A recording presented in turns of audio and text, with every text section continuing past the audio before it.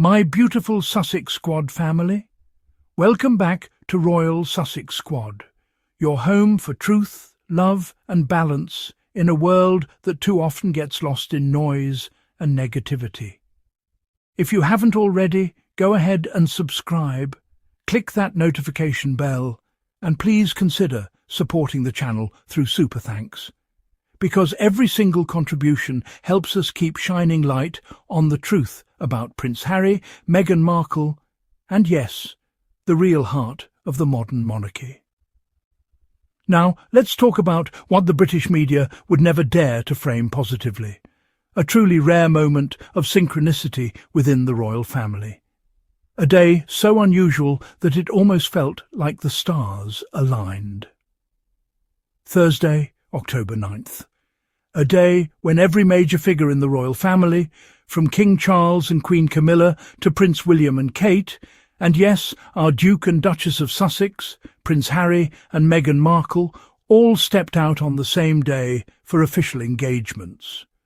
Across continents, across oceans, across realities, 6 people bound by title, duty and history, yet separated by choice, purpose and moral compass.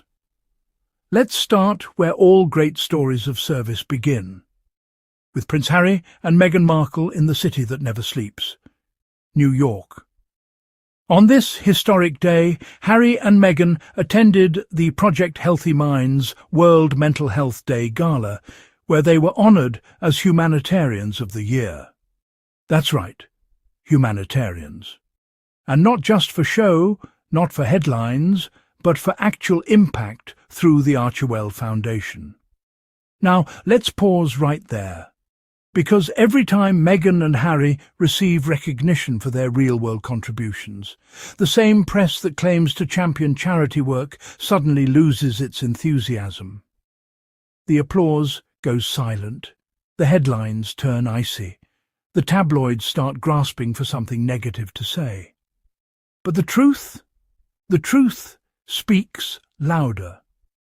Through Archewell, Meghan and Harry have built something extraordinary, a global force for good that focuses on mental health, compassion and the well-being of families and children.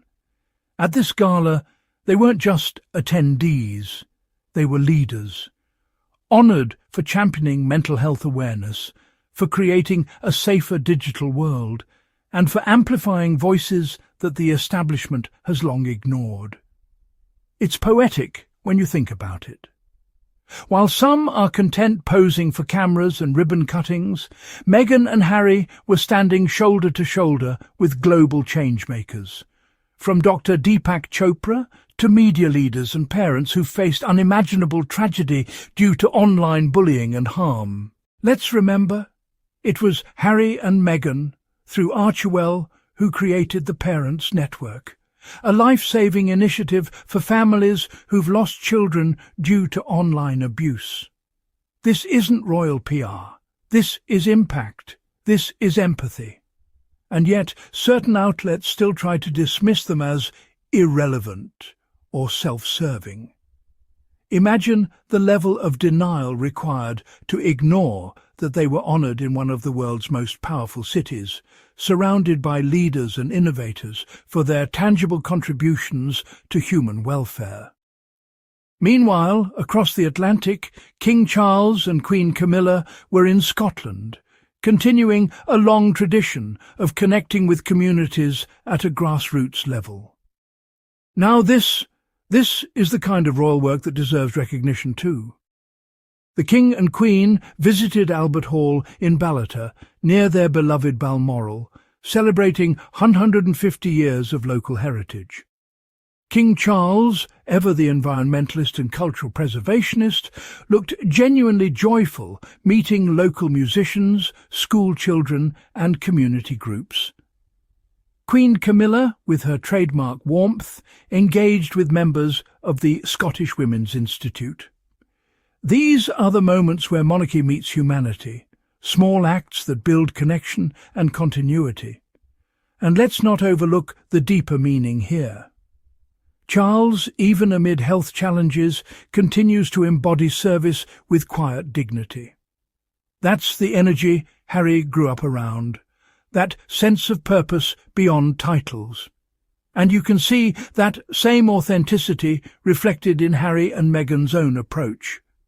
This is why it's ironic when critics try to paint Harry as a rebel detached from royal values. In truth, he's the one carrying forward the real spirit of service, the same values his late grandmother, Queen Elizabeth II, always emphasised. Service before self, compassion above optics.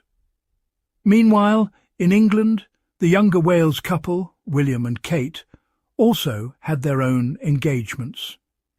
Kate visited Home Start Oxford, focusing on early childhood care and family support.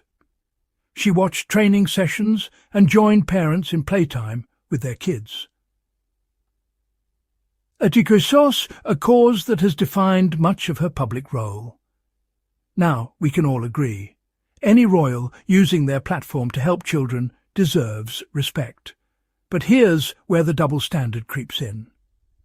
When Kate visits a children's centre, the press gushes for weeks, glossy headlines, flowery praise, endless think pieces about her regal elegance. But when Meghan, a mother herself, does similar work, especially in mental health, child safety or education, she's accused of virtue signalling or trying too hard. Why? Because the media cannot handle a strong, articulate woman of colour standing in her power representing modern royalty with intellect, compassion and independence. The difference isn't in the work, it's in the framing. Meghan and Harry have done as much, often more, yet face 10 times the scrutiny. And while the palace allegedly spaces out engagements to prevent competing headlines, the universe clearly had other plans on October 9th. Because for one day, all 6 key figures, from the King to the Sussexes, shared the global spotlight. And you know what happened? The world naturally gravitated toward Harry and Meghan's story. Because authenticity resonates. Service speaks louder than spin. Even without titles, even without the machinery of the British press protecting them, Harry and Meghan's light shone the brightest. Their message of mental health, digital safety and compassion outshined the usual palace PR routine. And isn't it interesting that this happened right after Harry's private reunion with King Charles? The energy feels different now, like a quiet alignment happening behind the scenes.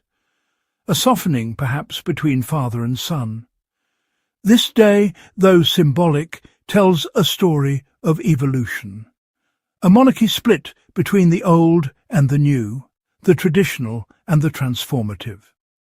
King Charles and Queen Camilla represent stability and duty, the living embodiment of continuity. William and Kate represent the middle ground, maintaining the public face of monarchy in Britain. And Harry and Meghan? They represent the future, a future unbound by geography or convention, where service isn't dictated by protocol but driven by passion. The contrast is clear. While some measure success by attendance, counts and photo ops, the Sussexes measure it by lives changed. And that's why their work and their presence continues to disturb the establishment. For the tabloids, it's easier to mock than to understand. They call Meghan controversial when she's simply compassionate. They call Harry angry when he's actually awake. They don't know what to do with a couple who walks in their truth without begging for approval. But the truth doesn't need approval. The truth just needs to be told. And on this rare day, October 9th, we saw that truth vividly. We saw that even oceans apart, there's a thread of humanity connecting these royal figures. But only one pair, Harry and Meghan, have managed to transform royal service into a global movement for empathy and justice. Their success isn't defined by crowns, castles, or titles. It's defined by impact. From their work in mental health to gender equality to helping children who suffer online, they've redefined what it means to serve. With heart, not hierarchy.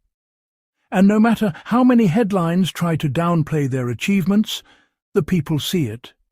The people feel it. Because the Sussexes have always been about substance over show. Now imagine this. The day's media coverage trying to juggle all those royal stories. Kate at a children's centre, William with environmentalists, the King and Queen in Scotland. Yet who dominated social media, global news and conversations worldwide?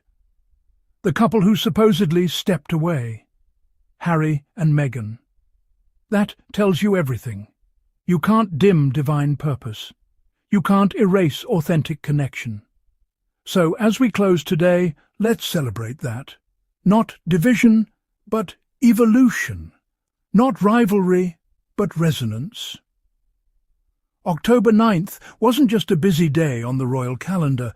It was a glimpse of what a balanced monarchy could look like, each branch serving in its own way, yet aligned in humanity. And if we're being honest, the only ones truly carrying the torch forward, with courage, compassion and conscience, are the Duke and Duchess of Sussex. They are building their legacy not in palaces, but in purpose. Not in ceremony, but in service. And that's why, Squad, we will continue to uplift them, defend them and celebrate them, because their light belongs to all of us who believe in kindness, accountability and truth.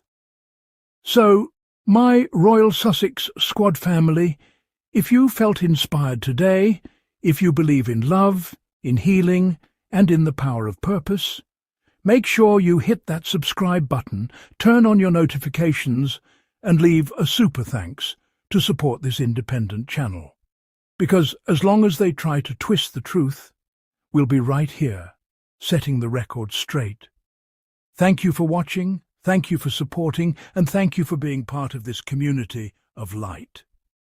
Until next time, stay royal, stay strong, and stay Sussex smart. Love always. Royal Sussex Squad.